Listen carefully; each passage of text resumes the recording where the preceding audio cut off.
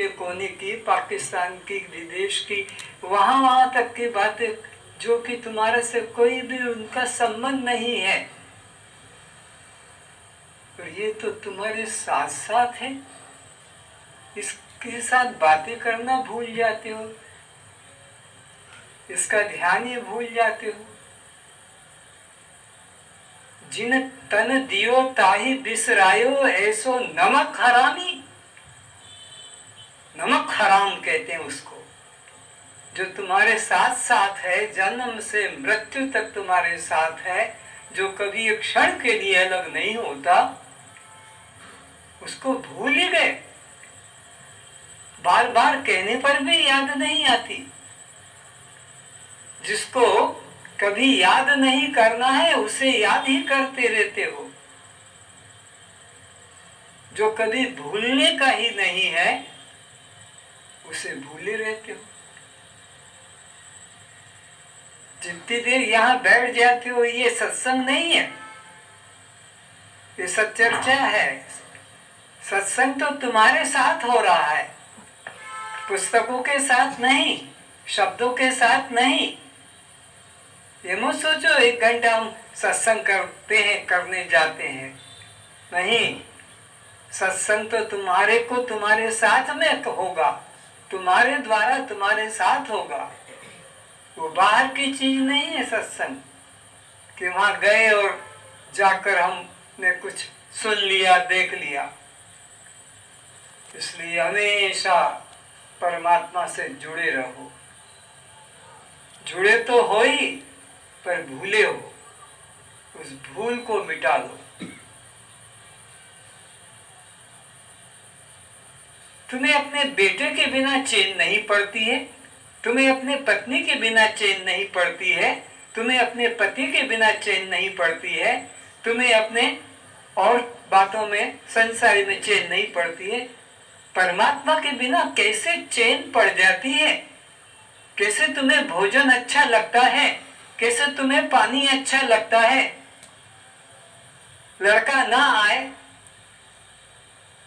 College गया है कि स्कूल गया है, लड़की ना आए तो खाने को मन नहीं लगेगा और कोई काम में मन नहीं लगेगा, बेचैन। क्यों नहीं आया, क्यों नहीं आई पति या पत्नी? और परमात्मा के बारे में कभी बेचैनी नहीं होती। इसीलिए कहा जिन तन दियो ताही बिसरायो, ऐसो नमक हरामी।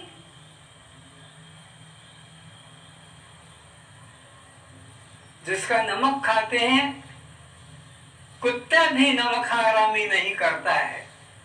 तुम्हारी 2 रोटी खा लेता है, तुम्हारे दरवाजे पे बैठा रहता है। तुम्हारे से गाय कुछ ले लेती है तो फिर वो रोज अपने टाइम पर आकर वहां पर खड़ी होती है। पशु तक भी वफादारी जानते हैं, गद्दारी नहीं जानते। और ये मानव होकर भी गद्दारी, नमक हरामी पना करता है। संसार का कुछ भी पद मिल गया, फूला नहीं समाता। मेरे को मिनिस्टर बना दिया, सेक्रेटरी बना दिया, मैं ये हो गया, मैं वो हो गया, मैं ये बन गया, ये जिनका कोई मूल्य नहीं।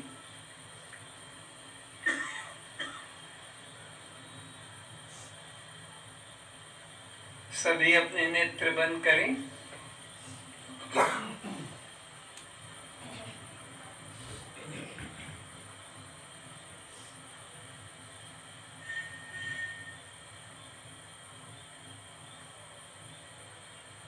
बातें भी करें, जैसे मित्र से बातें करते, इतने दिन से तुम कहाँ थे, तुम क्यों नहीं आए, मैं तुम्हारा कितना इंतजार कर रही थी, कर रहा था, तुम बड़े निष्ठुर हो, तुम बड़े निर्दयी हो। जैसे संसार में बातें करते वैसे भगवान से बातें करो। ये सत्यता है, ये मजाक नहीं।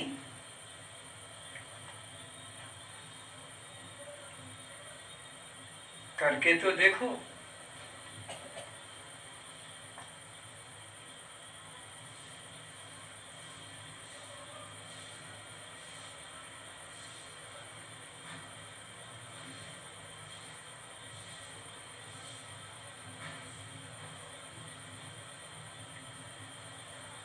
जिससे संबंध कभी टूटा नहीं, बातें उससे करने लगो।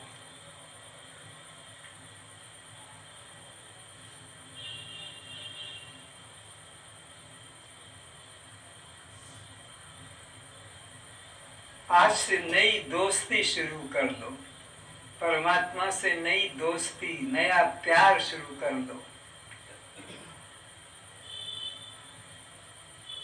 सच्चे हृदय से, सच्चे मन से।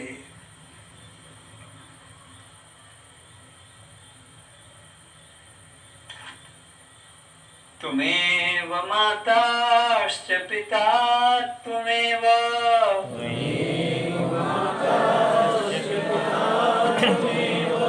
तुमेव बन्धुश्च सखा तुमेव,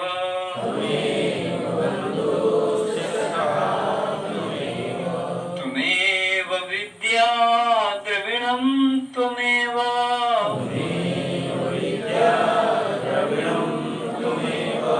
तुमेव सर्वं मम देव देव।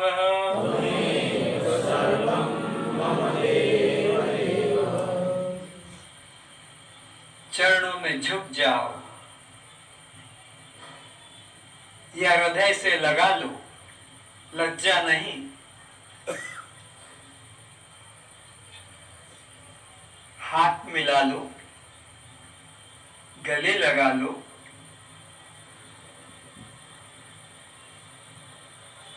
अपनी गोद में बिठा लो, उनकी गोद में बैठ जाओ। वो हमारी माँ है, बाप है, उनकी गोद में बैठने का हमारा अधिकार है।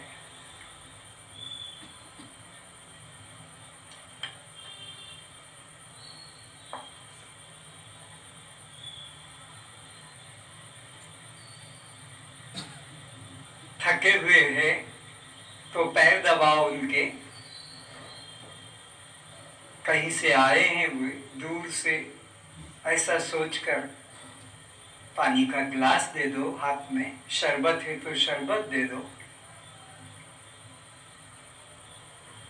अपने प्रियजनों से, संसारी लोगों से जैसा आप ऊपरी व्यवहार करते हो, दिखावे का, परमात्मा से ऊपरी व्यवहार नहीं, दिखावे का नहीं, आंतरिक है, परम सत्य है। ये पानी उन्हीं को तो पिला रहे हो, ये शरबत उन्हीं को तो पिला रहे हो, भोजन उन्हीं को करा रहे हो, ये कपड़े भी तो उन्हीं को पहना रहे हो, ये साबुन लगाकर नहला भी तो उन्हें ही रहे हो। जाते हो तो उन्हीं को तो साथ घुमाने ले जा रहे हो। अकेले तो तुम कहीं जा नहीं सकते, अकेले तुम कुछ कर नहीं सकते। ओह, कैसा अद्भुत प्यार है, कैसा अद्भुत संबंध है। कभी एक क्षण को भी दूर नहीं होते मेरे प्रभु, मेरे प्रभु। तुम्हें ही बिसरा रखा था मैंने, कितना कितना अपराध किया। तुम्हें छोड़कर कहाँ शांति मिलेगी। ये संसार वाले तो सब लूटने वाले, धोखा देने वाले, केवल सताने वाले।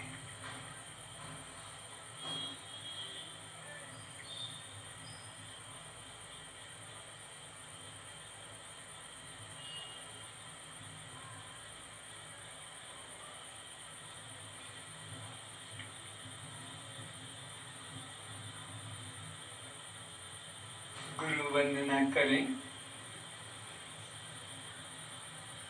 तैयारी हो हमारी। मन स्वच्छ, मन निर्मल और अपने इष्ट को, अपने प्रीतम को, अपने गुरु को सम्मुख सिंहासन पर बैठा हुआ देखें। उनके चरणों में हमारा सर झुका हो, हाथ हृदय से मिले हुए हो।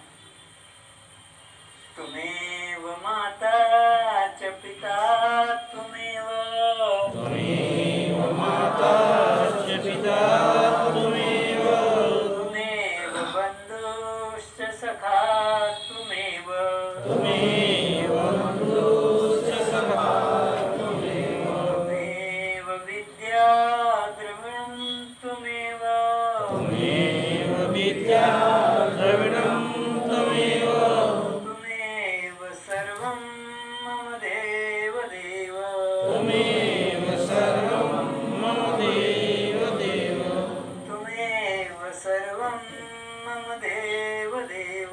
त्वमेव सर्वं मम देव देव। हे प्रभु, हे प्रभु, इस अधम को स्वीकारें, इस अधम को स्वीकारें, इसके अपराधों को क्षमा करें। इसके अपराधों को क्षमा करें। आप दयालु हैं, आप दयालु आप हैं, करुणा सागर हैं, आप करुणा सागर हैं, आप दीन बंधु हैं। आप दीन बंधु हैं। मैं आपकी शरण में हूँ, मैं आपकी शरण में हूँ। आप मेरे को आप मेरे को दोषों से मुक्त करें दोषों से मुक्त करें और मेरी भक्ति को और मेरी भक्ति को सत्यता में प्रकट करें। सत्यता में प्रकट करें। ओम शांति शांति शांति। ओम शांति शांति। बोलो सद्गुरु देव की जय। सच्चिदानंद परमात्मा की जय। सभी अपने मंगल नेत्रों को खोले और श्रोताओं के रूप में विराजित सभी दिव्य पुण्यात्माओं को मेरा प्रणाम।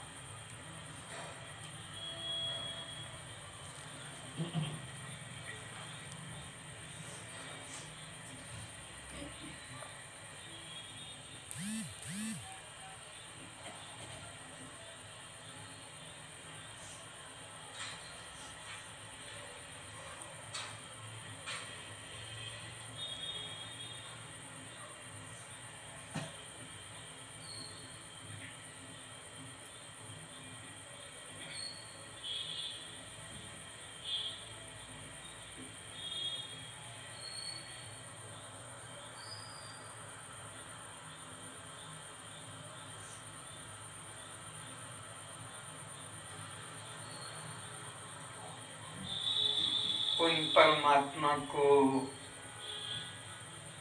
अपने हृदय सिंहासन पर विराजित करें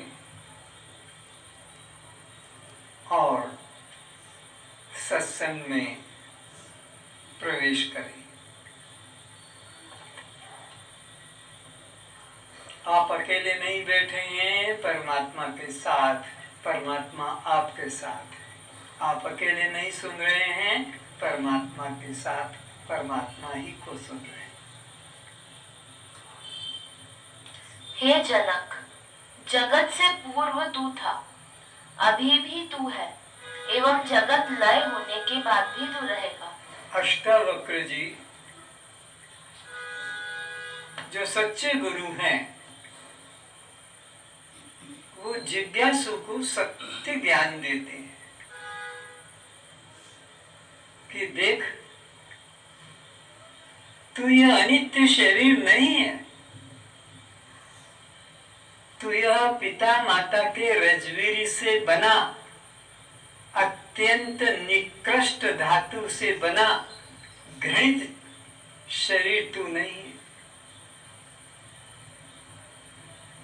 तू ये जन्मने मरने वाला शरीर नहीं है।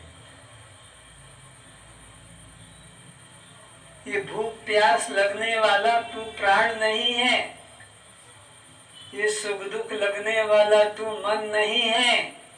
ये बंध मोक्ष वाला तू जीव नहीं है। तू केवल दृष्टा साक्षी आत्मा है। तू पहले भी था,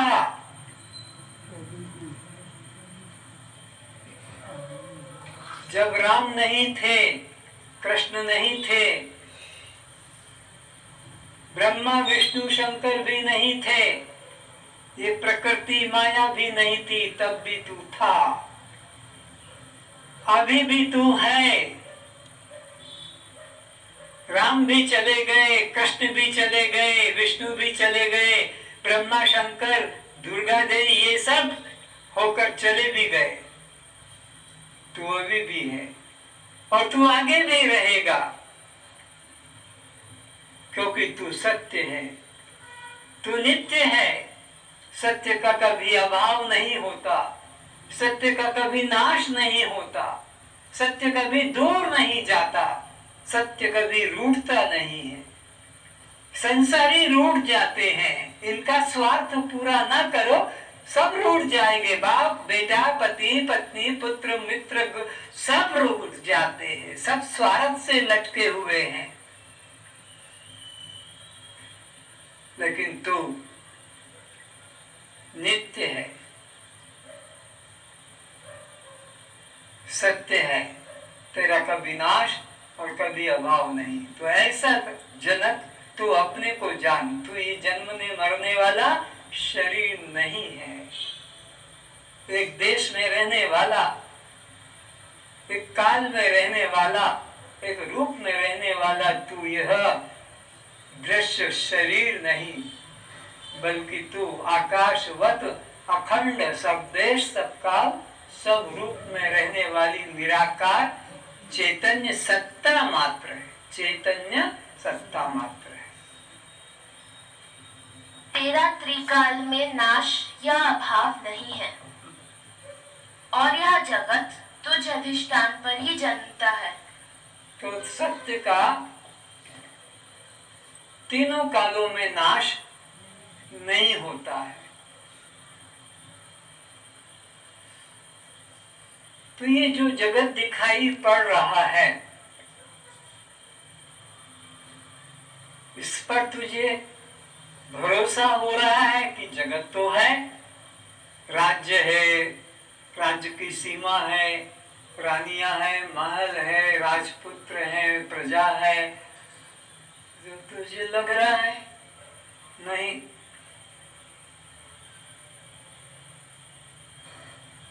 ये तो सब ऐसे हो रहे हैं तेरे आंखों में, जैसे कि मंद अंधकार में बिना हुआ सर्प भी सर्प जैसा लगता है, डरता भी है, गिर भी जाता है, खाई में पीछे लौटता है, आगे सर पे टांग भी टूट जाती है, प्लास्टर चढ़ जाता है। डॉक्टर पूछे कैसे हुआ एक्सीडेंट, तो शर्म आएगी बोलने में कि क्या बताऊं, बिना हुआ सर्प ने मुझे धक्का देकर खाई में गिरा दिया।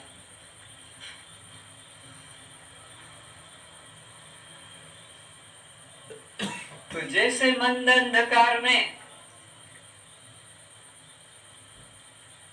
वो रस्सी में ऐंठन होती है, ऐसा वो पड़ा है टुकड़ा, लंबा भी है, कुछ मोटाई भी है, बट है तो लगता है ये सांप है, क्योंकि सांप का कुछ कुछ लक्षण मिल गया, लंबाई भी है, टुकड़ा है 2 फीट का, 4 फीट का, गोलाई मोटाई भी है, आधा इंच 1 इंच की, ऐंठन भी है। जब प्रकाश कर दिया जाता है तो फिर वहां सर्प नाम का कोई चिन्ह भी नहीं रहता है। तो जैसे मंद अंधकार में रस्सी में सर्प का भ्रम होता है और रस्सी के ज्ञान हो जाने से वो भ्रम ठहरता है, बोलो। इसी प्रकार मंद ज्ञान से, क्योंकि थोड़ा तो ज्ञान है, मैं हूं, ये सामान्य ज्ञान तो है, पर मैं दृष्टा साक्षी आत्मा हूं, ये विशेष ज्ञान नहीं। तो यह मैं हूं ऐसा बोध तो है, लेकिन मैं क्या हूं ये बोध नहीं। इस कारण से ये जगत तुमको भिन्न रूप से भाषित होता है। जब सद्गुरु की कृपा से तुम्हें अखंड सत्ता का, चेतन सत्ता का, आत्म सत्ता का बोध जग जाता है, तो ये जगत ऐसे ही तुम्हारे मन से निकल जाएगा जैसे प्रकाश होने से रस्सी स्थान में अब सर्प की प्रतीति नहीं होगी। तो हे राजन, एकमात्र तू ही सत्य है, ये जगत सत्य नहीं है। अधिष्ठान का अज्ञान ही से अध्यस्त की प्रतीति होती है। फिर बोलो, अधिष्ठान के अज्ञान से ही अध्यस्त की भ्रांति होती है। अधिष्ठान का ज्ञान होने से अध्यस्त भ्रांति निकल जाती है। तो अधिष्ठान कौन है, अध्यस्त कौन है, समझे? जिसके सहारे से भ्रम प्रतीत होता है, उस मूल वस्तु को अधिष्ठान कहते हैं। तो यहाँ पर क्या है? मूल वस्तु रस्सी का टुकड़ा। अगर वो ना होता तो वहां सर्प का भ्रम तब हुआ जब वहां रस्सी का टुकड़ा। तो जिसके सहारे भ्रांति की प्रतीति होती है, उस मूल वस्तु को अधिष्ठान कहते हैं। और अधिष्ठान के अज्ञान से जो प्रतीत होता है उसको अध्यस्त कहते हैं, और अधिष्ठान के ज्ञान से जो चला जाता है उसे अध्यस्त कहते हैं। तो यहाँ क्या है? आत्मा अधिष्ठान है, और ये जगत क्या है? रस्सी में सांप की तरह ये जगत है। आत्मा में जगत कैसा आया है? जैसे रस्सी में। तो वो क्या यथार्थ है? वो यथार्थ है, लेकिन यथार्थ क्यों लगता है? मंद अंधकार के कारण। तो ऐसे ही तुम शरीर हो, जन्मे हो, मरे हो, ये यथार्थ नहीं है। पर यथार्थ क्यों लगता है? कि तुम आत्मा हो, इसका तुम्हें बोध, आत्मा का बोध हो जाएगा कि मैं आत्मा हूँ, मैं चैतन्य हूँ। ये बेहोश होने वाला, मूर्छित होने वाला, मरने वाला यह जड़ शरीर में। तो अधिष्ठान के अज्ञान से अध्यस्त भ्रांति होती है। इस बात को पक्का कर लो। किसके अज्ञान से अध्यस्त की प्रतीति होती है? अधिष्ठान के अज्ञान से अध्यस्त की प्रतीति होती है। तो यहाँ रस्सी सर्प में कौन अधिष्ठान है, कौन अध्यस्त है? बोलो। रस्सी अधिष्ठान है, क्योंकि वो न होती तो सर्प का भ्रम। तो सर्प क्या कहलाएगा? वो अध्यस्त क्यों कहलाएगा? क्योंकि अधिष्ठान के ज्ञान से वो अदृश्य हो जाएगा। ठीक इसी तरह अब आत्मा में और जगत में कौन अधिष्ठान, कौन अध्यस्त होगा? आत्मा अधिष्ठान है, क्योंकि अगर आत्मा यानी चेतन न हो तो शरीर की प्रतीति। और एक मुर्दा पड़ा है, उसको अपने रिश्तेदार दिखेंगे? बोलो। मुर्दा अभी अभी तो बातचीत कर रहा था, प्राण निकल गया, उस तुम उसके आसपास बैठे हो, वो तुम्हें पहचानेगा?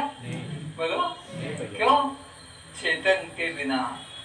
तो चेतन आत्मा का अज्ञान है, अधिष्ठान चेतन आत्मा का, इसलिए अध्यस्त की प्रतीति, शरीर की प्रतीति या जगत की प्रतीति हो रही है। जब आत्मा अधिष्ठान का ज्ञान हो जाएगा, जगत है ही नहीं, तीन काल में हुआ ही नहीं।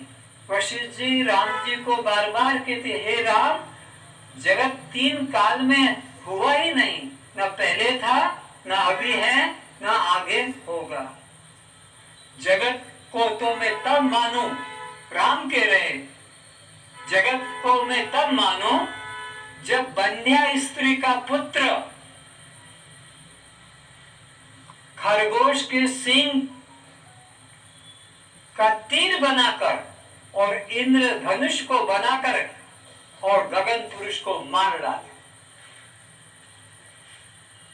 तो ऐसा राम जी प्रमाण दे रहे हैं कि ये जगत हुआ है। मूर्ख लोग कहते जगत जगत, लेकिन जगत 3 काल में हुआ ही नहीं, न पहले न अभी न आगे होगा।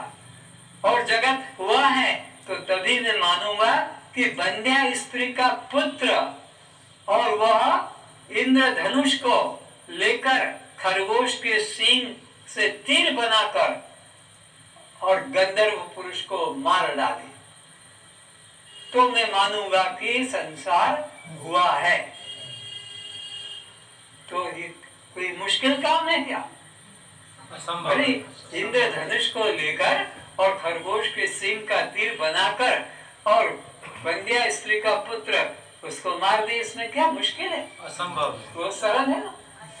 बोलो असंभव, असंभव, क्योंकि बंध्या स्त्री का पुत्र बोलो है, वजन उम्र नहीं, तो फिर इंद्रधनुष खरगोश के सींग को तीर बनाकर गगन पुरुष को मार सकते हैं? ये क्या बात बताइए, असंभव बात है। ये राम भगवान के वचन है और तुम्हें जगत सत्य लगता है, क्योंकि तुम्हारी दृष्टि अधिष्ठान पर नहीं है, अध्यक्ष पर ही है।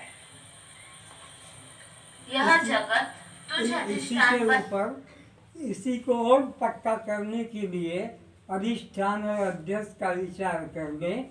जैसे कि आप धूप में जा रहे हैं गर्मी के दिनों में कार में कि कैसे भी करके, तो आपको लग रहा है ये आगे आगे समुद्र का पानी चला आ रहा है, समुद्र का पानी यहाँ चला आ रहा है। एकदम घबराहट होगी, गाड़ी में ब्रेक भी लगा देंगे, रुक जाएंगे। पूरा जितना चौड़ा सड़क है वो पूरा आपको गगन आपका ये समुद्र का पानी लगेगा। और जब बादल आ गए थोड़े तो फिर वो पानी चला गया, फिर वो नहीं। तो यहाँ कौन अधिष्ठान है और कौन अध्यक्ष है? ये जो आपकी सुने ये गामा रोड सड़क है, ये अधिष्ठान है। और उसमें जो समुद्र या जल पानी दिख रहा, नदी भरी हुई, ये उसमें अध्यक्ष है। तो एक है अधिष्ठान जो कि मूल वस्तु है, उसके सहारे जो प्रतीत हो रहा है सदा रहना नहीं है, वो है वो जल अध्यस्त है, वहाँ से चला रहा। अथवा दूसरा एक एग्जाम्पल और याद आता है कि चंद्रमा में अगर आप दृष्टि करो पूर्णिमा की रात्रि को, तो आपको लगेगा कि उसमें कोई एक खरगोश या कोई हरिण जैसा है, लेकिन फिर वह सदा रहने वाला नहीं है। प्रकाश होने से उसमें फिर वह प्रतीत नहीं होगा। तो यहाँ अधिष्ठान कौन है? चंद्रमा में दिखने वाला वो पशु आकार, वो तो अध्यस्त है, लेकिन चंद्रमा क्या है? अधिष्ठान है। अथवा आपने देखा होगा कि जंगल में गए हैं और आपको क्या लगा कि वहाँ पर जो है एक पानी का तालाब है और उसके अंदर फिर आपको वो मृग के ऊपर एग्जाम्पल है, वो जाता है भागता है, लेकिन जाता है और आगे, जितना जाता है और आगे, यहाँ नहीं वहाँ, यहाँ नहीं वहाँ। तो वो क्या है? वो मरुस्थल जंगल वो अधिष्ठान है और उसमें प्रतीत होने वाला जल वो अध्यस्त है। पर वो जो हरिण है उसको सच्चा लगता है, इस कारण से वो और आगे बढ़ता है। इसी प्रकार मेरे भाई बहनों, ये अपना आत्मा अधिष्ठान है और इसके सहारे ही तुमको ये अध्यस्त सारा संसार जगत प्रतीत हो रहा है। अधिष्ठान मैं आत्मा हूँ, इसलिए जगत की प्रतीति है। पर अधिष्ठान आत्मा का ज्ञान हो जाएगा सद्गुरु की कृपा से, जब तब फिर ये ना आपको जगत में सत्यता की बुद्धि नहीं रहेगी।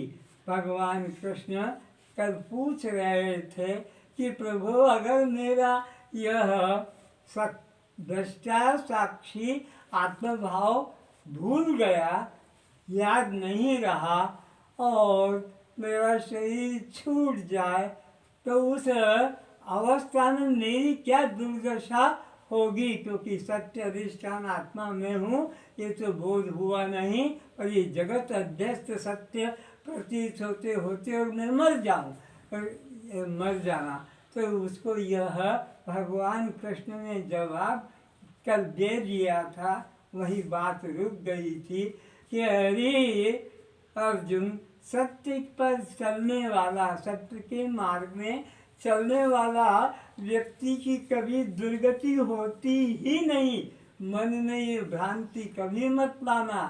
तो सत्य भाव में अगर तेरा प्राण निकल गया सत्य के चिंतन में तो परम कल्याण है।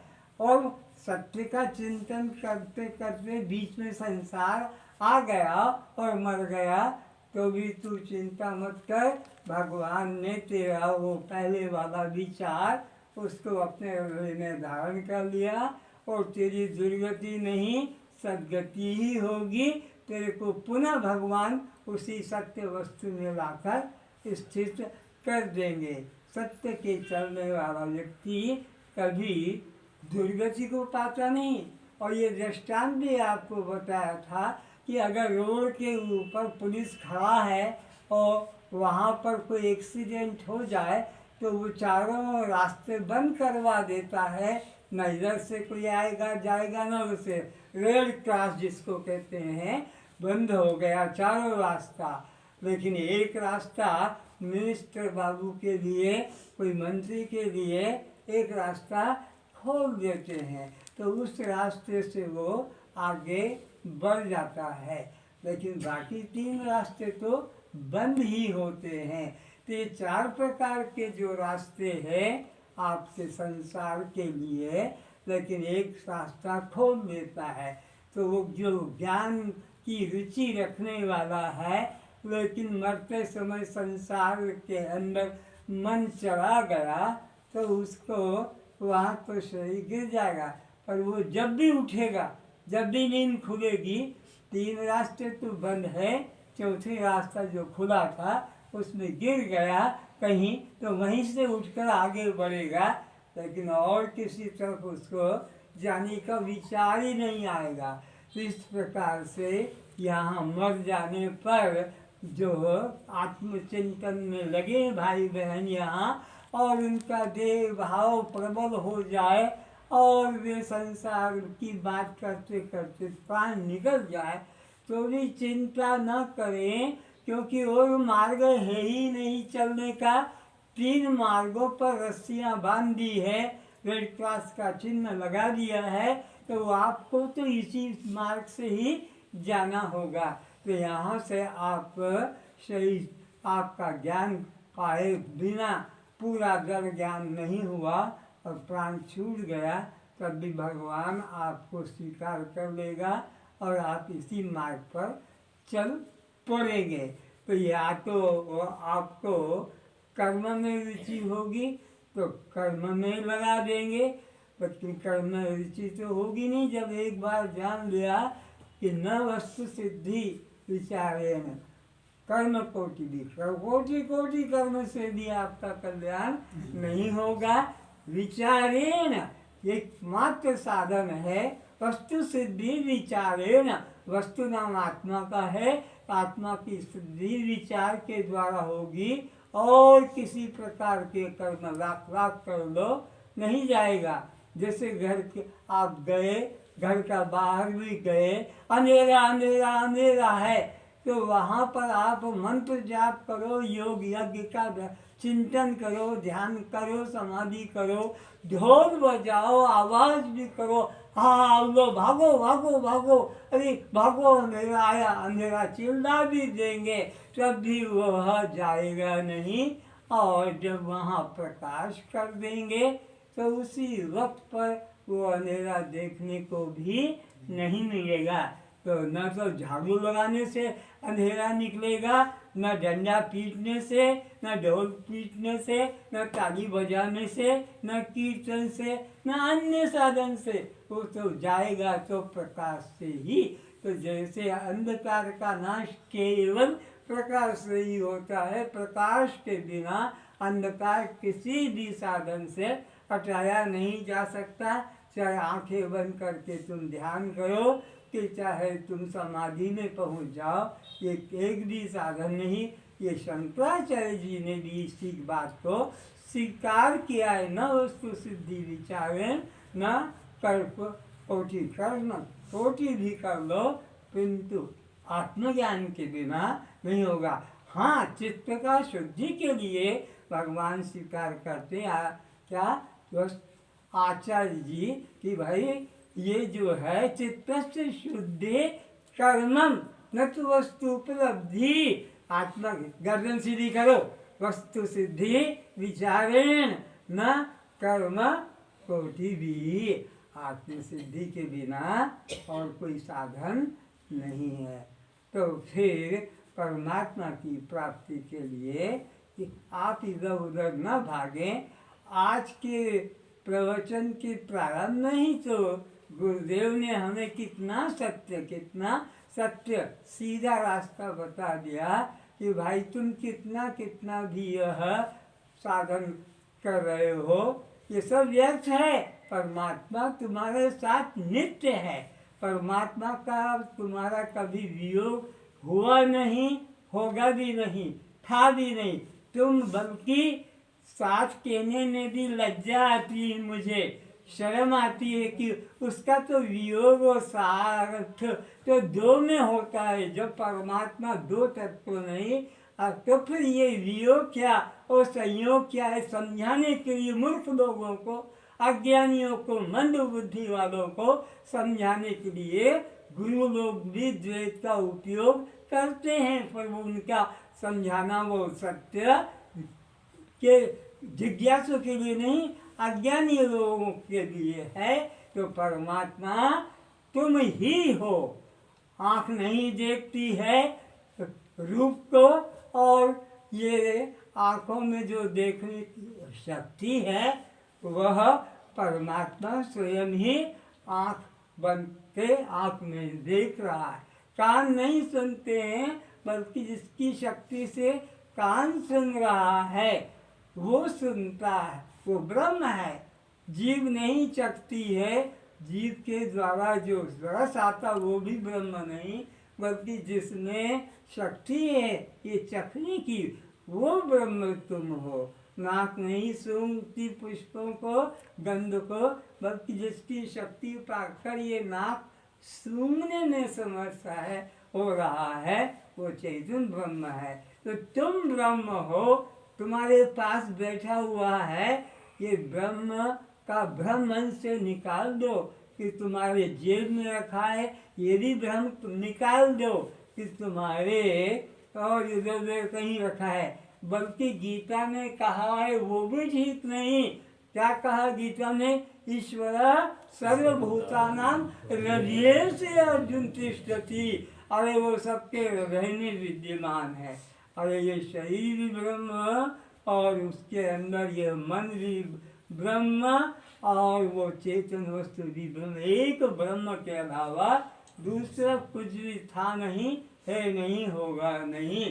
तो ब्रह्म तत्व स्वयं तुम हो, सब कुछ तुम हो।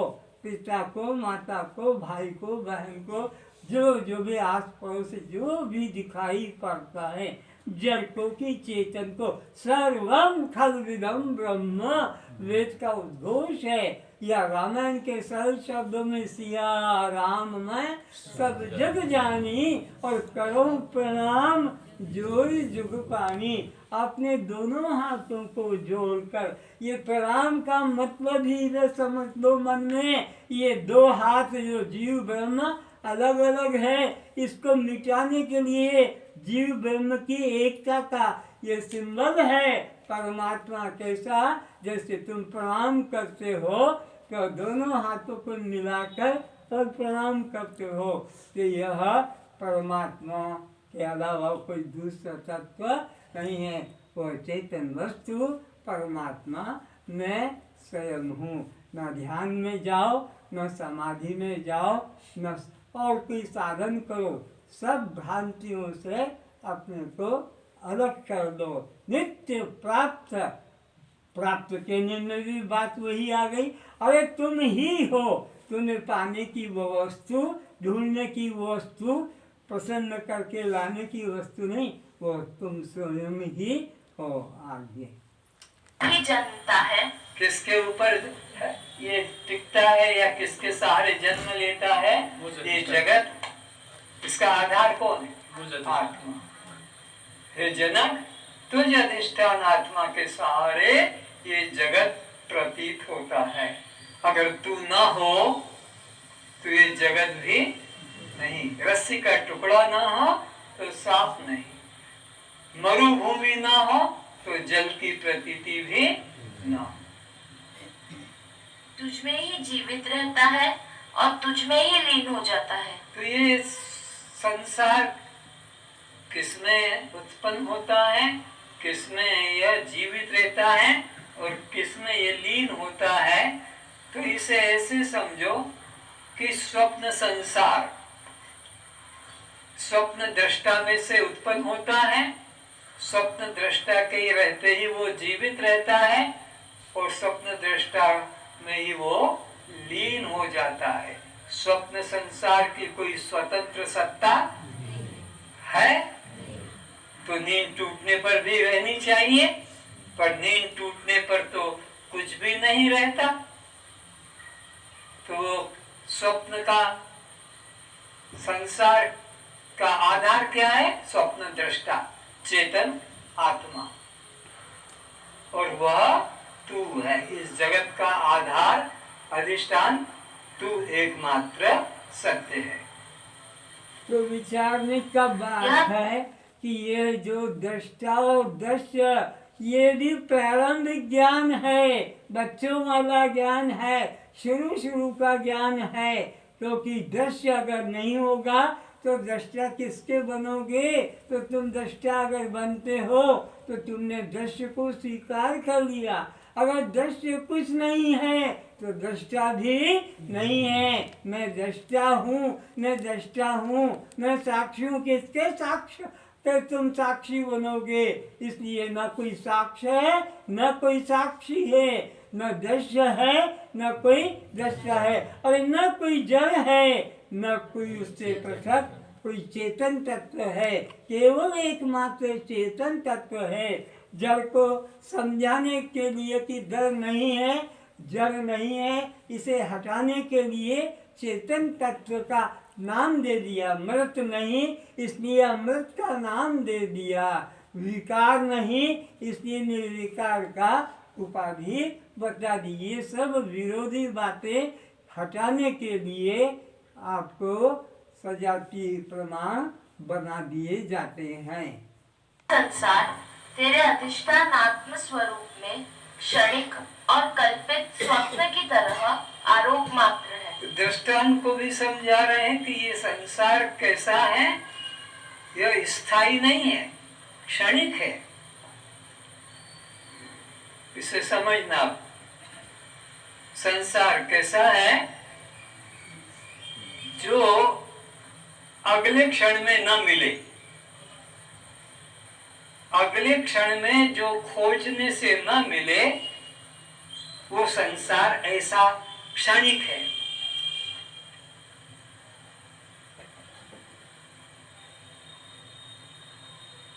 संसरति संसरति इति संसारा, वेद में कहा है जो प्रतिक्षण चेंजेस बदलाहट हो रही, एक क्षण को भी स्थिर न रहे, उसका नाम संसार। घड़ी का सेकंड कांटा जैसे निरंतर हर क्षण में बढ़ रहा है, बढ़ तो रहा है वो घंटे वाला भी, बढ़ तो रहा है वो दिन वाला भी, महीना साल सब बदल रहे हैं क्षण क्षण में। लेकिन कैसा ये बदल रहा है? जैसे सेकंड की सुई घड़ी की कैसे वो झटका दे दे के आगे बढ़ती है।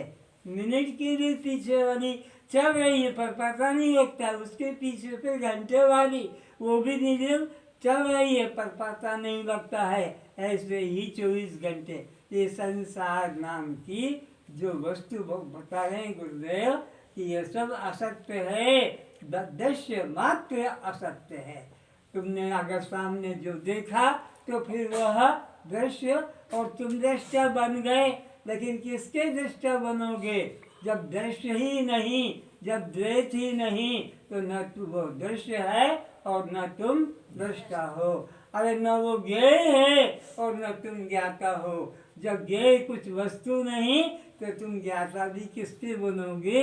अरे न कोई प्रमेय है न कोई प्रमाण है। जब प्रमेय कोई विषय नहीं तो तुम किसके प्रमाता बनोगे? परमात्मा वस्तु सत्य है और वो मैं ही हूँ, वो मैं ही हूँ, वो मैं ही हूँ। इसका ही मन में चिंतन चले तो सोचना कि मैं सत्य के मार्ग पर जा रहा हूँ और अभी योग करूँगा, अभी ध्यान करूँगा, अभी समाधि करूँगा, अभी मेरे को तो ये पाना है, ये जाना है, मेरे को तो वो करना। संसार की तो बात ही अलग कर दो, भूल जाओ। संसार को तो मन में है ही नहीं, लेकिन अपने अंदर मैं केवल चैतन्य आत्म तत्व, मैं केवल बोलो तो आत्मभाव धारणा से जीव पावे मुक्ति रे। आत्मभाव धारणा से जीव होवे मुक्ति रे और देव भाव धारणा से जीव होवे बद्ध रे। कर्ता भाव धारणा से जीव होवे बद्ध रे। भोक्ता भाव धारणा से जीव होवे बद्ध रे। नाम रूप मानने से जीव होवे बद्ध रे। जाति कुटुंब मानने से जीव होवे बद्ध रे। द्वैत का किसी भी तरह भाव लाओगे बंधन से केवल मैं, केवल अरे ये मैं को भी सरदर्द बनाना नहीं, क्योंकि सामने कोई तू होगा, यह होगा तो इधर मैं होगा और इधर यह ही कुछ नहीं, वह भी कुछ नहीं। इदम और अहम के प्रकाश के लिए तुम दृष्टा बन जाते हो। न इदम सत्यम न अहम सत्यम, मैं केवल चैतन्य आत्मा हूँ। इसलिए आपको निधिध्यासन की जो प्रार्थना है, मनोबुद्धि अहंकार चित्कारिणाहम न च श्रोत्र जिह्वे न च घ्राण नेत्रे न च व्योम भूमि न तेजो न वायु चिदानंद रूप शिवोहम शिवोहम। न मे प्राण संज्ञो न मे पंचवायु न वा धातु न वा पंचकोश न वा पाणिपादं न चोपस्पायु चिदानंद रूप शिवोहम शिवोहम।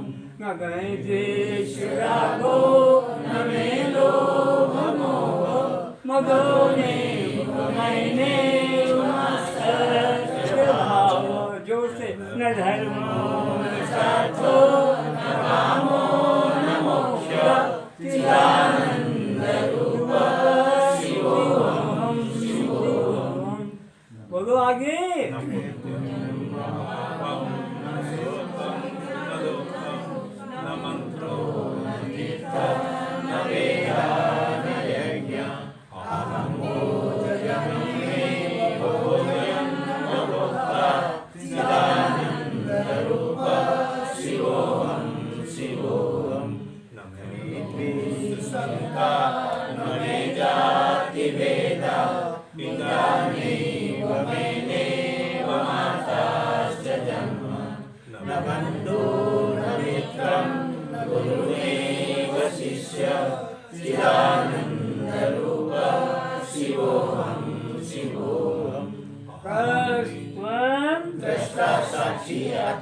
बस ये समझाने के लिए, दृश्य से आपकी दृष्टि को हटाने के लिए कि दृश्य नाम का कुछ सत्य है ही नहीं, तो ये सब जगत भी झंझट तुमको पालने की जरूरत। तुम केवल मैं चैतन्य आत्मा केवल ये मन में ही विचार जगे। आगे जैसे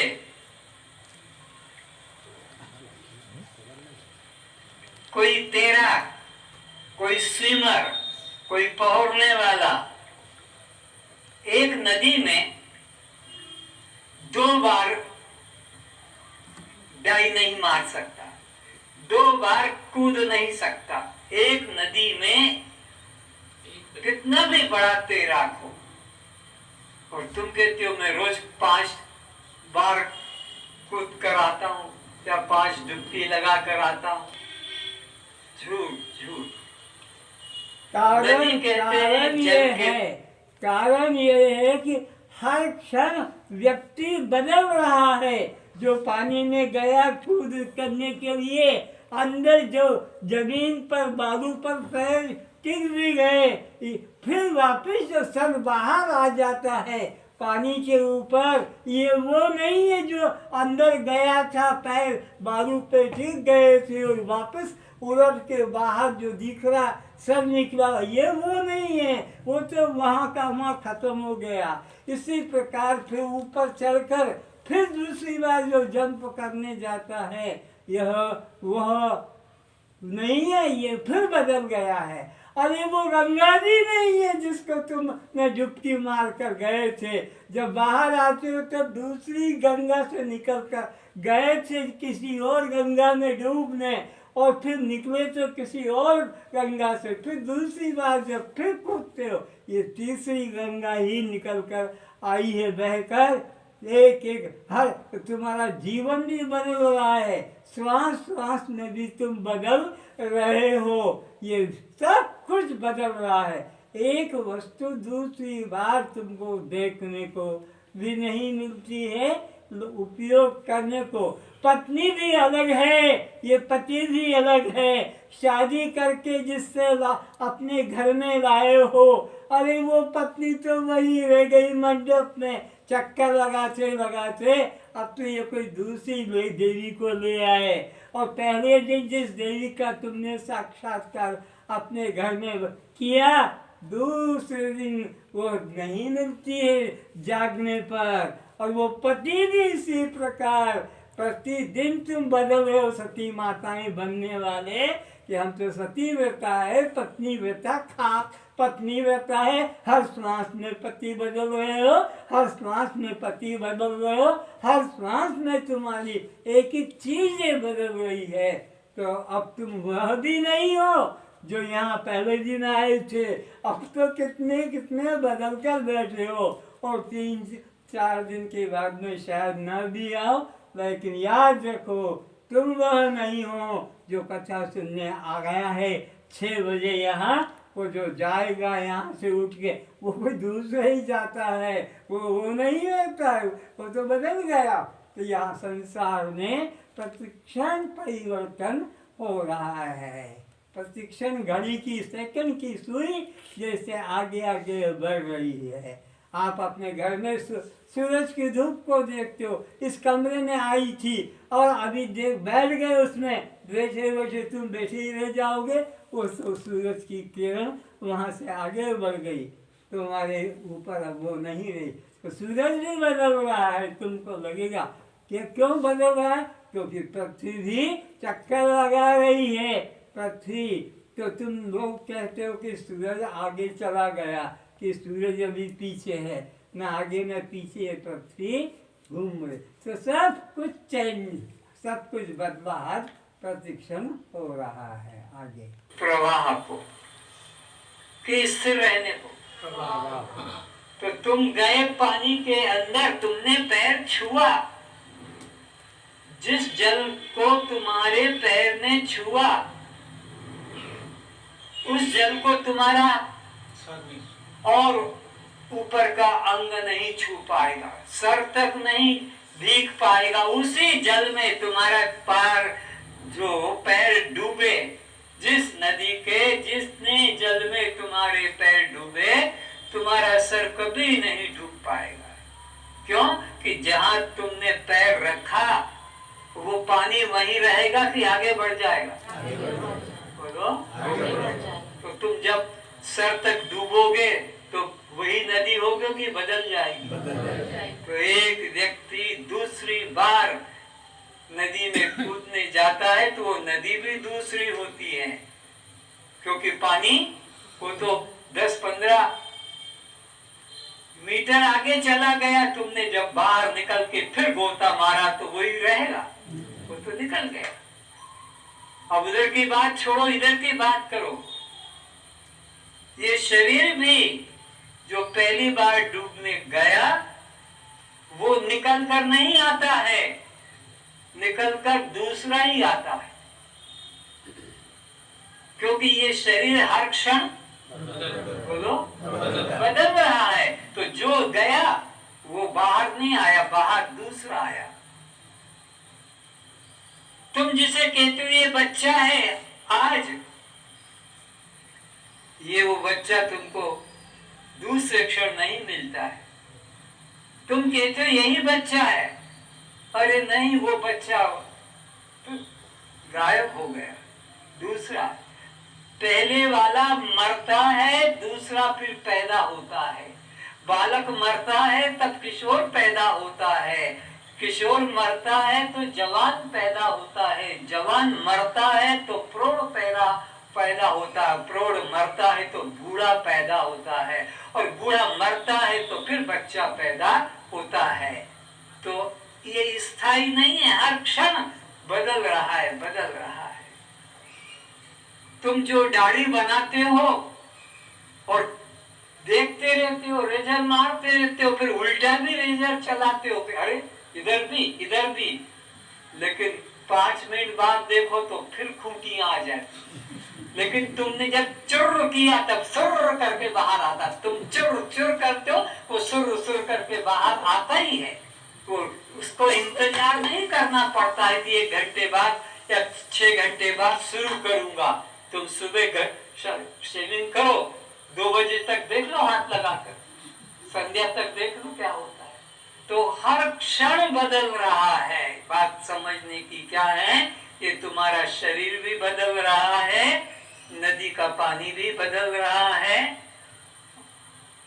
लेकिन एक तत्व ऐसा है जो कभी बदलता, चाहे बचपन हो कि किशोर हो कि युवा हो कि प्रौढ़ हो कि वृद्ध हो, कुछ भी हो, वो बदलता, वो अचल है, अडोल है, और वह ही है जनक, तू स्वयं है। ये तू बदलने वाला शरीर नहीं है। ये तो हर क्षण संस्कृति संसार, जो प्रतिक्षण चेंज हो रहा है उसको तुम जानो। तो किसी को भी तुम मिलो, हाथ मिलाओ, तो तुम जानना ये वो अगले दिन वो नहीं होगा, अगले क्षण ये नहीं होगा। जो भी चीज होगी अगले क्षण वो नहीं मिलेगी, वो बदलती।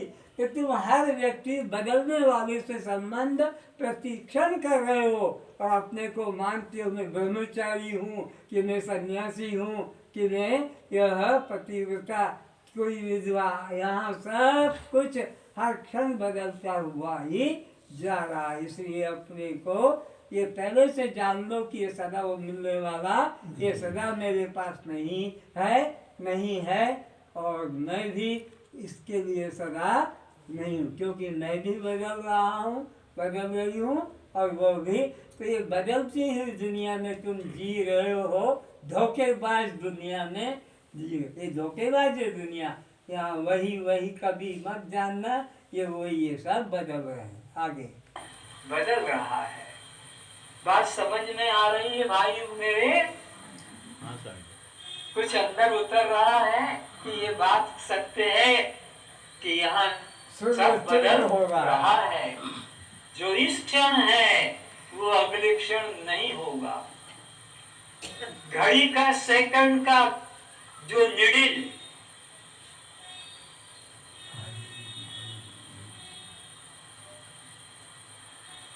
इस घड़ी के सेकंड निडिल को तुम दूसरे सेकंड वहां देख सकोगे? तुम्हारी दृष्टि टिका रखो, इधर उधर मत जाने दो, घड़ी के सेकंड को देखो, क्या वो वहीं पर दूसरे सेकंड मिलेगा? सत्यता देखो, इसी प्रकार ये संसार हर क्षण अपने स्थान से बदल रहा है। तभी तो गर्भ से निकला बच्चा आज 5.5 फीट 6 फीट हो जाता है। गर्भ से निकला बच्चा 10 पाउंड का 100 केजी का हो जाता है। एकदम में 100 केजी हुआ, एकदम 6 5.5 बना। तो वो किस तरह से बढ़ता है ये पौधे, देखते देखते तुम एक बीज डालो कि वट वृक्ष बन जाता है, पीपल के वृक्ष बन जाता है, अचानक बन जाता है एक रात में। एक रात में ये बच्चा किशोर हुआ, एक रात में किशोर से जवान हुआ। जैसे ये घड़ी का, मिनट का, घंटे का, डे का काटा हटता है, इतना स्लो, इतना कि हमारी दृष्टि उसको पकड़ नहीं पाती, पर वो अपनी जगह पर न सेकंड का काटा, न मिनट वाला, न घंटे वाला, पर अपनी गति से सब बदलते जा रहे हैं। लेकिन एक तत्व ऐसा है जनक, जो पहले भी था, आज भी है और आने वाले भविष्य में भी वो रहेगा। लेकिन ये तो एक क्षण पहले नहीं था और एक क्षण बाद में भी ये नहीं होगा। पिछले क्षण में कुछ और था, अभी और है, अगले क्षण कुछ और होगा।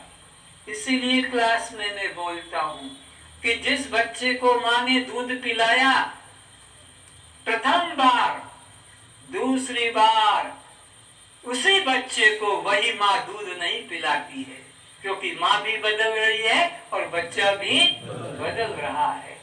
जिस पत्नी को तुमने पहली बार स्पर्श किया है, दूसरी बार उसी पत्नी को उसी दिन उसी समय भी स्पर्श नहीं कर सकते हो, क्योंकि पति भी बदल रहा है और पत्नी भी बदल रही है। और बार बार यही कहते हैं, पहले जैसे तुम नहीं हो पत्नी से, पहले जैसे तुम नहीं हो, पहले तुम और थी अब हो।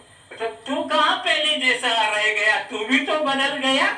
पत्नी को ही बार बार कहता है, पत्नी हो तो सीता जैसी, बिल्कुल ठीक है, पर पति भी हो तो राम जैसा।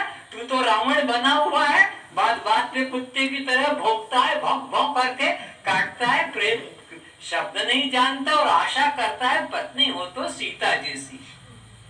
तो यहाँ एक चीज ऐसी है जो सदा अचल स्थिर है, जिसमें कोई परिवर्तन नहीं है, और वह ही मन है।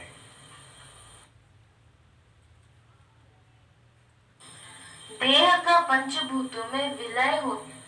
तो देह का किसमें विलय होगा? जिससे बना है। किससे बना है? 5 चीजें, ये 5 से बना है। तो ये 5 में ही लीन होगा। जल में डूब के मर जाएगा, कि आग में जल के मर जाएगा, कि फांसी लगकर मर जाएगा, कि कट कर मर जाएगा। तो जो जिससे बनता है उसी में वो लीन होता है। तो ये शरीर पंचभूतों में लीन होगा, शरीर आत्मा में लीन नहीं हो सकता, क्योंकि आत्मा से बना नहीं। कार्य कारण में ही जाता है, कार्य कारण में ही लीन होता है, कारण से ही कार्य पैदा होता है और ये कार्य कारण में जाकर लीन होता है। देखने को हमें अलग लगता है उपयोगिता से, पर है तो वह एक मिट्टी, चाहे घड़ा कहो, मकान कहो, सुराही कहो, दीपक कहो, कि कुछ और उसको राम कृष्ण गणेश दुर्गा भी कह दो, है मिट्टी, वो कारण है।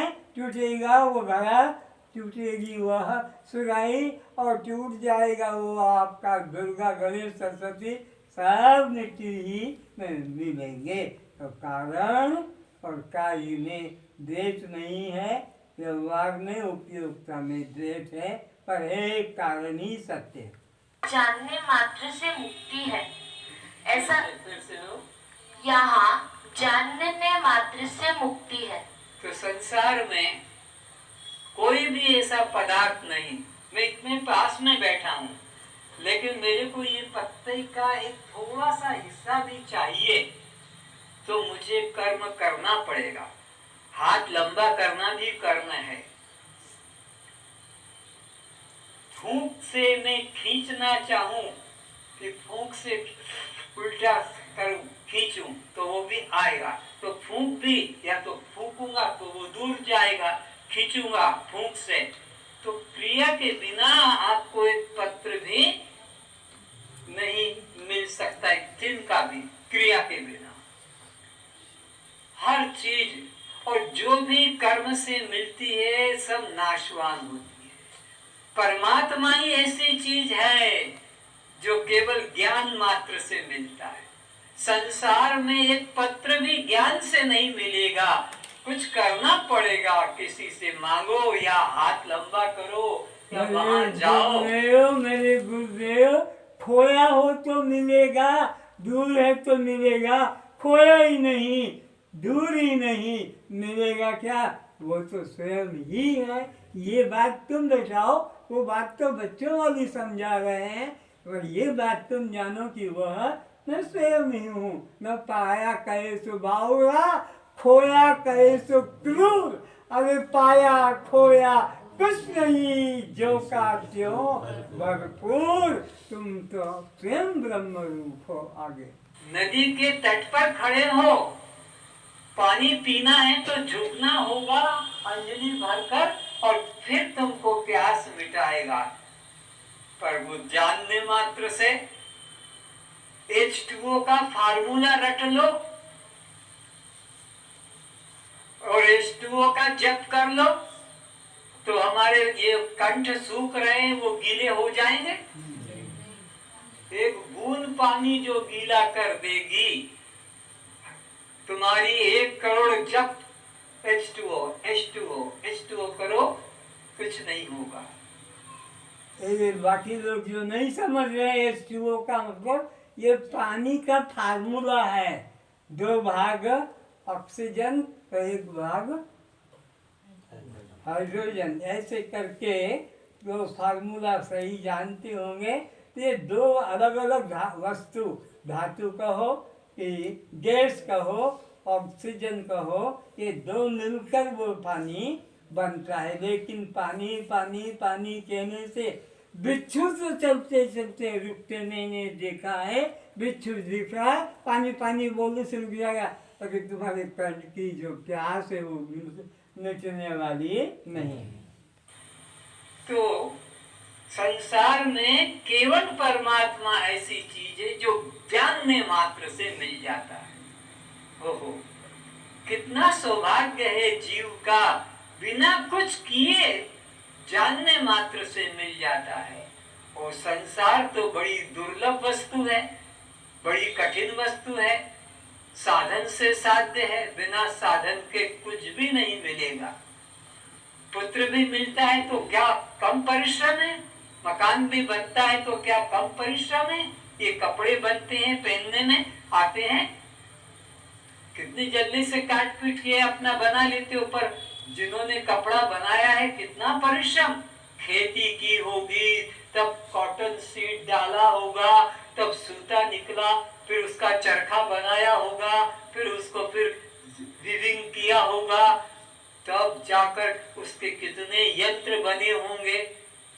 सोचो, कल्पना करो कि ये कपड़ा जो पहन के बैठे हैं, ये तुम्हारे पे जो चढ़ा हुआ है, इसका इतिहास अगर जानोगे, इतिहास हिस्ट्री, तो कितने लोगों ने इसमें सहयोग किया होगा जो तुम्हें मिला है।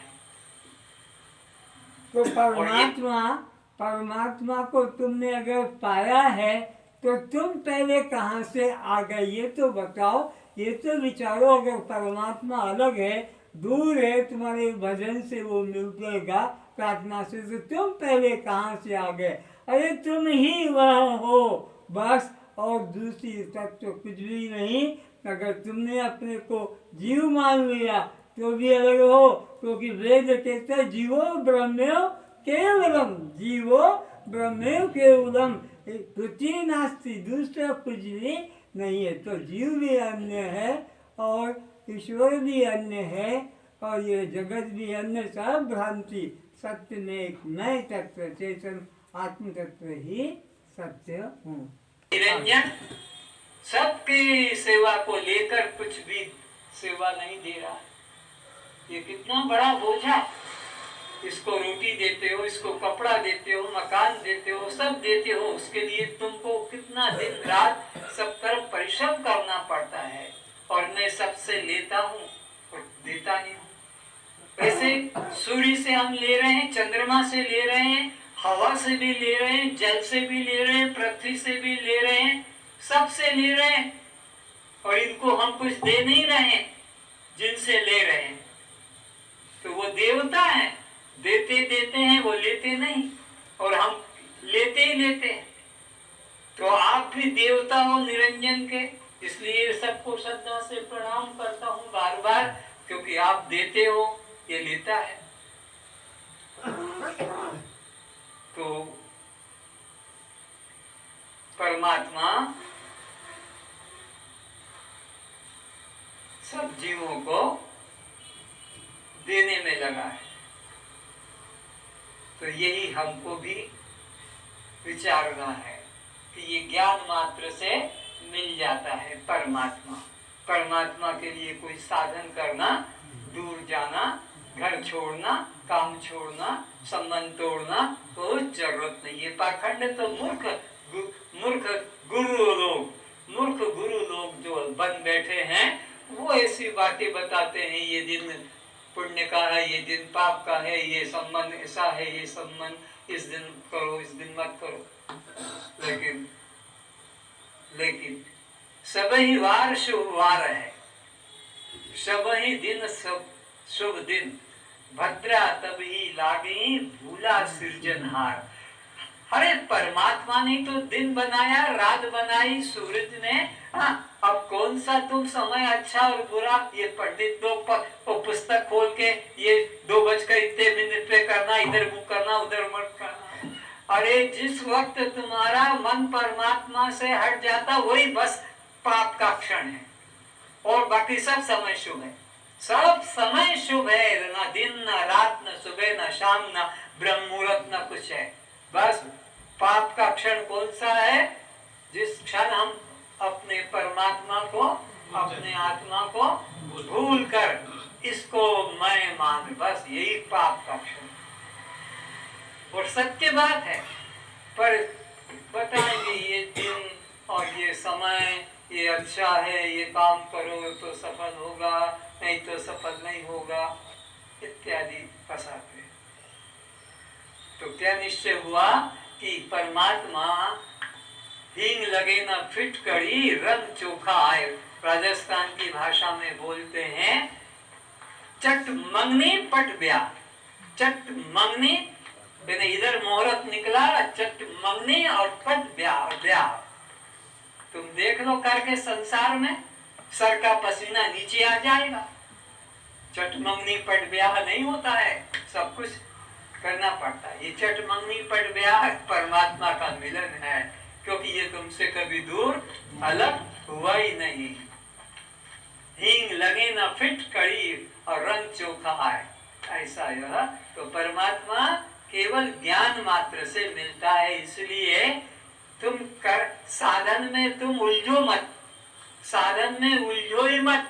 अरे मेरे से तो योग नहीं होता, मेरे से तो ध्यान नहीं होता, मेरे से तो प्राणायाम नहीं होता, मेरे से तो कुंभक नहीं होता, मेरे से तो ये ब्रह्मरंध्र में प्राण नहीं जाता, ये मैं कैसे कुंडलिनी जागृति करूं, कैसे षट चक्रों का पार करूं, कैसे मैं यह बंकनाल से निकलूं, कैसे मैं जो है शंखनाल में जाऊं, मेरे से तो ये सब उलझन में मत जाओ, विचारो ही मत, कर्म की बात छोड़ दो।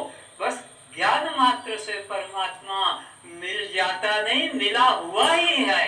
मिल जाने में तुमको अभी भी अलग लगेगा, पर वो तो मिला हुआ ही है अनजान में। इसीलिए कहा अज्ञान कृतो बंधो ज्ञानम मोक्षो भवति। अज्ञान से बंधन है और ज्ञान से मुक्ति है। तो जानने मात्र की बात है। परमात्मा के लिए करना है कि जानना है?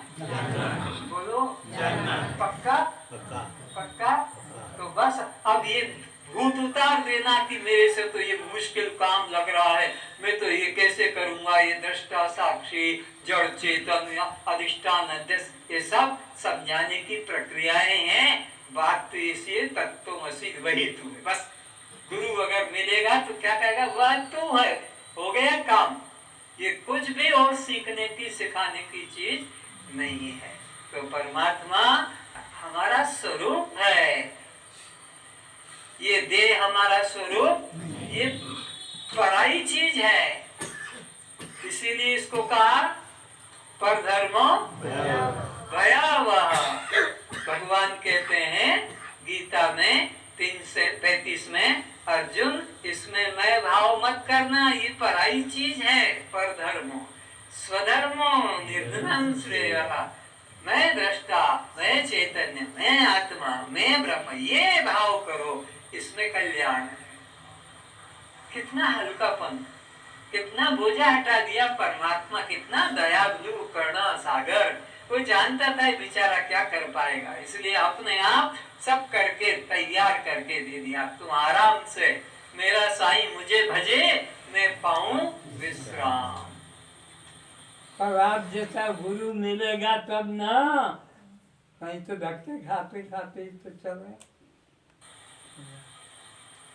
कुछ हल्कापन लगता है, कुछ आराम लगता है। परमात्मा हमारा स्वरूप है। ये बोझा क्यों आ रहा है, ये नरक के कुंड में हमने मैं भाव कर लिया है, इसलिए चिंता, अशांति, दुख, भय, रोग, मृत्यु। और जब इससे अपने स्वरूप में आ गए तो आनंद ही आनंद है। ज्ञानादेव तु कैवल्यम उपनिषद का भी सिद्धांत है, रामायण का भी यही सिद्धांत है। क्या है, जानत तुम्हें हो जाए। लोग कितना सरल कह दिया, तुम जान लो तो तुम ही वो हो जाओगे। जानत तुम्हें, राम को जान लिया जिसने, तुम्हें हो जाए, वो राम ही बन जाता है। उपनिषद भी कहता है ज्ञानादेव तु कैवल्यम। उपनिषद वेद भी कहता है ज्ञानादेव तु कैवल्यम। ब्रह्मविद ब्रह्मयो भवति, जो ब्रह्म को जानता है वो ब्रह्म हो जाता है। तो केवल जानने की बात, करने की बात जो तुमको कहते हैं बिना किए नहीं मिलेगा, खाली जानने से हो जाएगा। अरे कोई बच्चा पैदा करना है, जो करना पड़ेगा बार बार प्रैक्टिस। परमात्मा को पाने के लिए कोई प्रैक्टिस करने की, संसार में प्रैक्टिस करो। जो चीज तुम्हें महल बनाना है, खेती करना है, वृक्ष लगाना है, विद्या पाना है, पर परमात्मा तो बना बनाया हुआ है, उसको कौन बनाएगा? वो तो जानने मात्र से ही हमको मिला हुआ है, मिल जाएगा नहीं।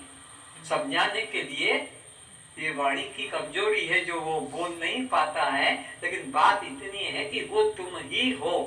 लेकिन कहते हैं कि जानने से मिल जाएगा, तो जानने से वही मिलता है जो पहले से होता है। जो पहले से होता है वो जानने से मिल जाता है।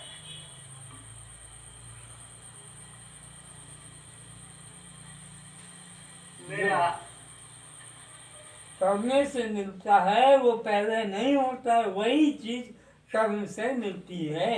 जो पहले से नहीं है, करने से मिलता है और फिर नष्ट भी हो जाता है। वह तत्व संसार अनित्य माया, परमात्मा तत्व करने की चीज नहीं, जानने मात्र से कि वह पहले से मैं हूँ, अभी भी मैं हूँ, आगे भी मैं रहूँगा, मेरे में कोई परिवर्तन नहीं। चश्मा कहाँ खो गया, कहाँ जाकर ढूंढूं? अरे वो तो जानने से मिल जाएगा, क्योंकि वो पहले से है। उसके लिए कहीं बाजार जाना रखकर भूल गया हूँ, या यहीं पर चढ़ाकर भी भूल जाते हैं, खोपड़ी पर। तो परमात्मा भूला हुआ है, उसको कहीं से लाना नहीं है, वो तुम्हारा स्वरूप है। तो करके जो चीज मिलती है, कहीं जाने से जो चीज मिलती है, अनित्य होती है। सब अनित्य नश्वर पदार्थ होता है। और जो बिना जाने बिना किए मिलता है वो परमात्मा। बिना जाने बिना किए जो मिले वो कौन है? परमात्मा। और जानने के बाद करने से जो मिलता है वो है अनित्य संसार। जाने से, जानने के बाद करने से, जानने से करने के बाद जो मिले वो अनित्य संसार। जानत तुम्हारी हो जाई, सोई जाने जेऊ देई जनाई। कोई इसको सदगुरु मिल जाए तो जानत तुम्हारी, तुम तुमको मिल जाते हो। अगर कोई सदगुरु मिल जाए तो कोई अन्य वस्तु जानने मात्र से जानत तुम्हारी हो जाए। तुम को जानकर तुम ही वो ब्रह्म हो जाते हो। जानत तुम, किसको जानना है? जानत तुमको। कोई रामकृष्ण शंकर दुनिया में अलग अलग ये नहीं है। जानत तुम्हें, क्यों यूं तुमको ही तत्वमसी, तो तुम वही हो जाते हो। पर सोई जाने वही जान सकेगा जब कोई ऐसा सच्चा सदगुरु जनाने वाला मिल जाए। कि परमात्मा की तरफ से करने की बात निकाल दो, दिमाग से निकाल दो, और जानने की बात कि वो श्वास श्वास में वही तो है। नाहं ब्रह्मेति जानाति तस्य मुक्तिर्न जायते। ऐसे भी लोग हैं, इतना सुन रहे हैं फिर भी ऐसे कैसे हो जाएगा? सुनने मात्र से करना तो पड़ेगा ही। अभी तो परमात्मा मुझे नहीं मिला है, कुछ करूंगा तो मिलेगा, तो सदा बना ही रह जाएगा। वो महापापी ब्रह्म हत्यारा है।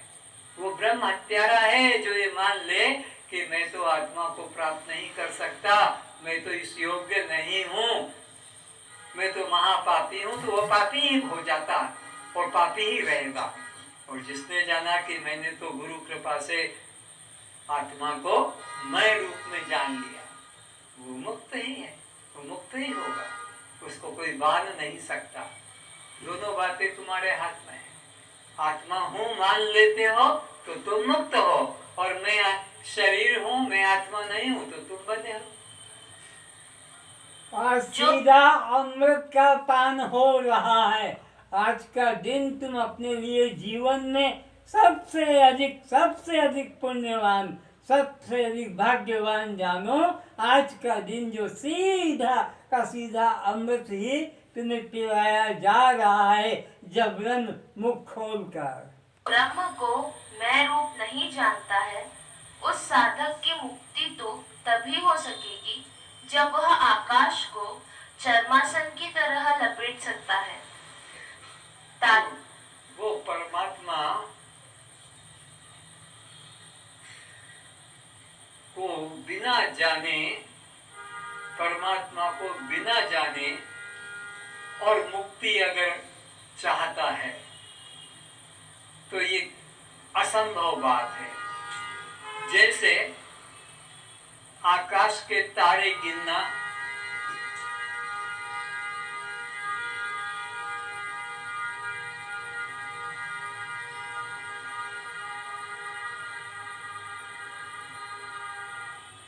संभव है, मिट्टी के कण गिनना संभव है, समुद्र की, नदी की बालू रेती गिनना संभव है?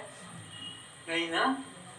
और जो कहता है कि हम परमात्मा को बिना जाने कर्म करके जानेंगे, तो कहते हैं आकाश को कोई चादर की तरह ऐसे लपेट कर दबा ले तो बिना जाने परमात्मा को पा लेगा। तो ये संभव? आकाश को कौन चादर की तरह लपेटेगा? जिन्हें बिना ज्ञान के मोक्ष कदापि नहीं, ये बात पकड़ ली। तात्पर्य यह है कि बिना जीव ब्रह्म एकत्व बोध के कोई भी जीव मुक्त का अनुभव नहीं कर सकेंगे, क्योंकि यहाँ एक ब्रह्म के अतिरिक्त अन्य कुछ भी नहीं है।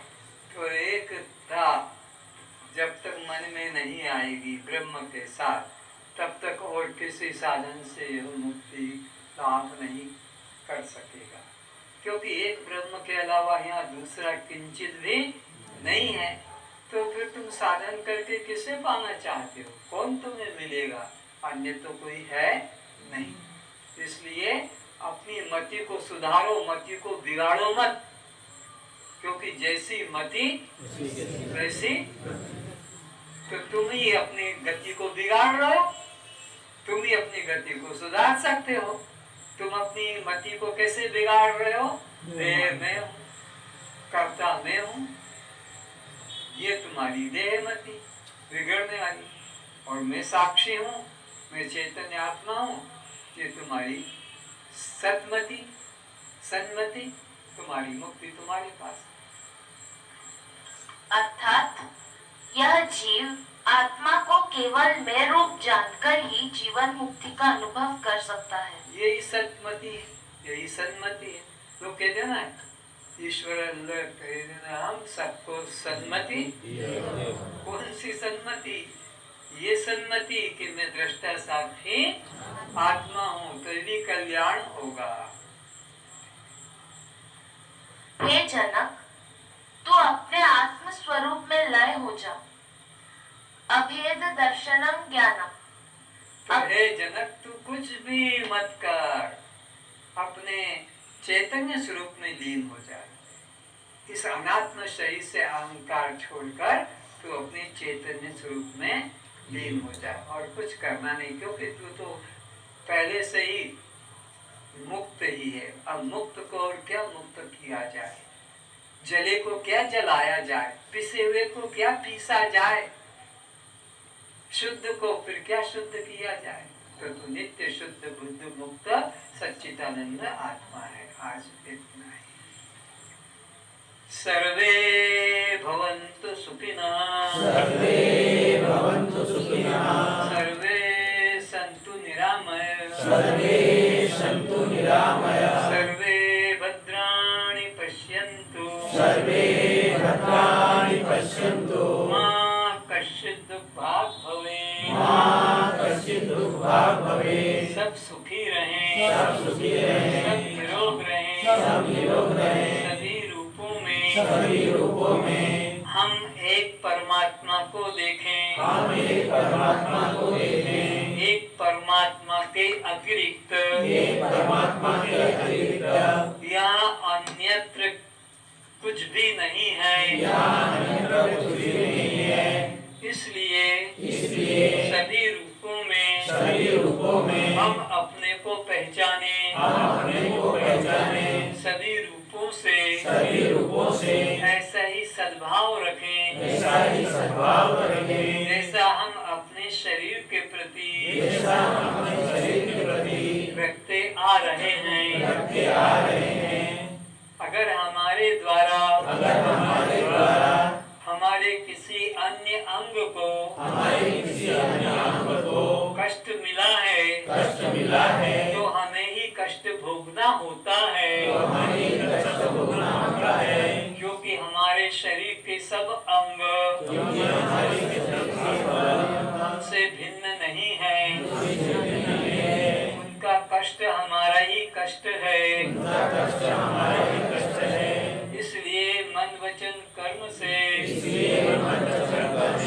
सबको सुख देने की इच्छा करें, सबको सुख देने की इच्छा करें, सबको खुशहाल देखें, सबको खुशहाल देखें, सबको प्रसन्न रखें। सबको प्रसन्न रखें। अगर हमसे अपराध हुआ है, अगर हमसे अपराध हुआ है, हम उनसे क्षमा मांगते हैं, हम उनसे क्षमा मांगते हैं, वे हमें क्षमा करें। वो हमें क्षमा करें। अब हमारा कोई शत्रु नहीं है, सभी हमारे मित्र हैं। सभी हमारे मित्र हैं। सबका कल्याण हो, सबका कल्याण हो, सबका कल्याण हो। सबका कल्याण हो।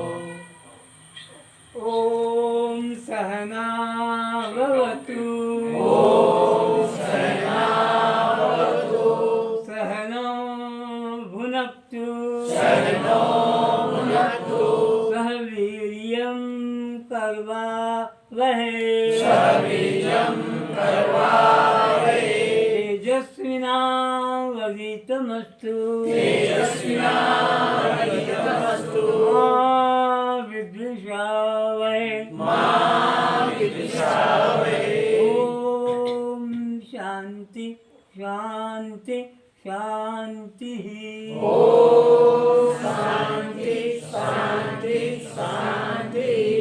असतो मा सद्गमय तमसो मा ज्योतिर्गमय मृत्योर्मा अमृतं गमय। हे परमात्मा हम गुरु शिष्य को समान रूप से शरण दें। हम आपस में प्रीति पूर्वक रहें। एक दूसरे में का प्रेम रहे। ईर्ष्या भाव न हो। हमारा कल्याण हो। ओम शांति।